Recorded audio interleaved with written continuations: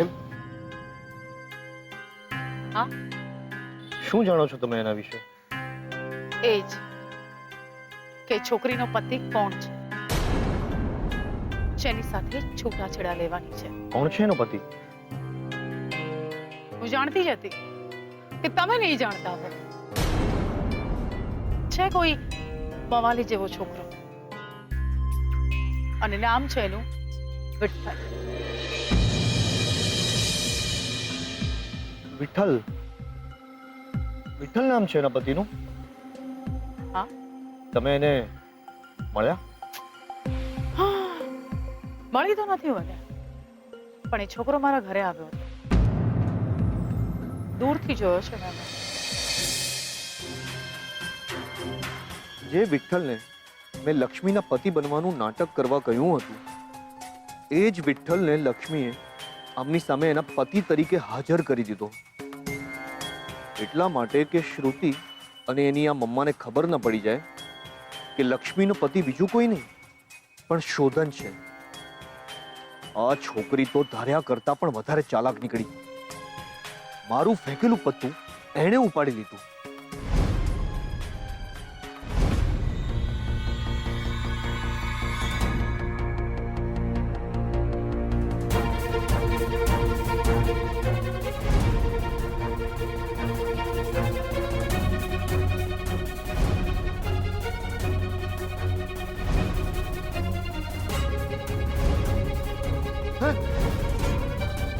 કોણ?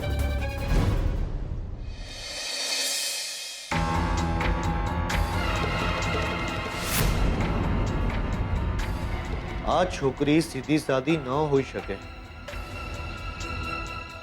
જે છોકરી વિઠ્ઠલ જેવાને બનાવટી પતિ બનાવીને કલ્પના જેવી સ્ત્રીને મૂરખ બનાવી શકતી હોય,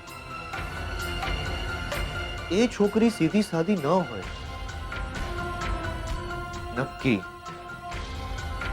નક્કી હું લક્ષ્મીને ઓળખવામાં થાપ ખાઈ ગયો છું. આ ગામડાની છોકરી સાથે શોધને લગ્ન શા માટે કર્યા હશે? પછી લક્ષ્મીએ જ શોધને ફસાવ્યો હશે. પૈસા માટે? તો પછી જીગર સાથે લક્ષ્મી શા માટે લગ્ન કરી રહી છે? નક્કી લોકોનો કોઈ હિડન એજન્ડા હશે. આ બંનેની કોઈ નવી ચાલ છે.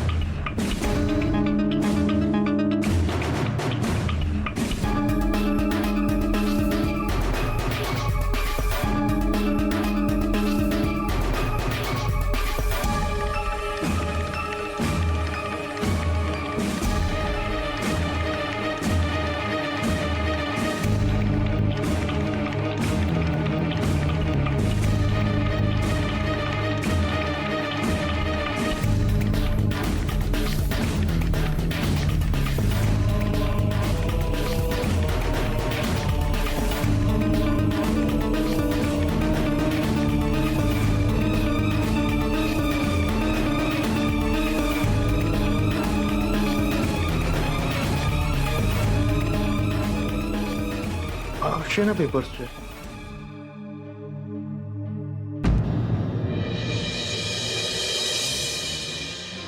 આ તો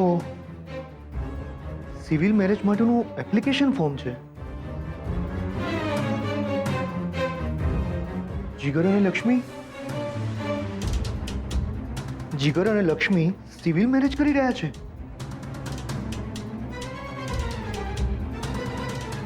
પણ એમના તો વિધિવત લગ્ન થવાના છે. તો પછી એ બંને જણા કોર્ટ મેરેજ શું કામ કરી રહ્યા છે? જેમ ચરુ પર સાપ અડીંગો જમાવીને બેઠો હોય ને, એવી જ રીતે મહેતા પરિવારની મિલકત ઉપર એ છોકરી અને જીગર અડીંગો જમાવીને બેઠા છે.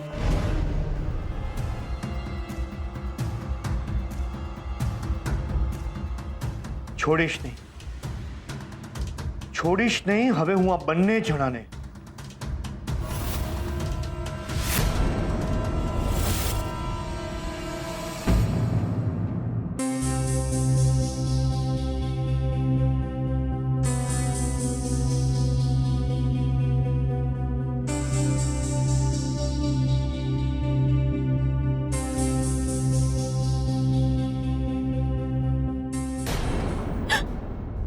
રંજીત બુઆ, તમે? હું તો ડરી જ ગઈ. આજે તો હું પણ ડરી ગયો છું તને જોઈને. સાચું કહું લક્ષ્મી, હું સાચી જ સુધરવા લાગ્યો હતો. મેં તને બહુ હેરાન કરી છે નહીં? બબ્બે વાર તારા ઘરેણાં લૂંટી લીધા હતા મેં. તારા ઉપર નજર પણ બગાડી હતી મેં. અને તને અક્ષુ કન્યા સાબિત કરવામાં કંઈ જ બાકી નથી રાખ્યું મેં. તેમ છતાં તે મને અને સારિકાને માફ કર્યા હતા. એટલે મને થયું કે મારે તને બહુ હેરાન ન કરવી જોઈએ. તું બહુ સારી છોકરી છે. મને એ પણ ખબર હતી કે તારું સાચું નામ સ્વીટુ નહીં પણ લક્ષ્મી છે.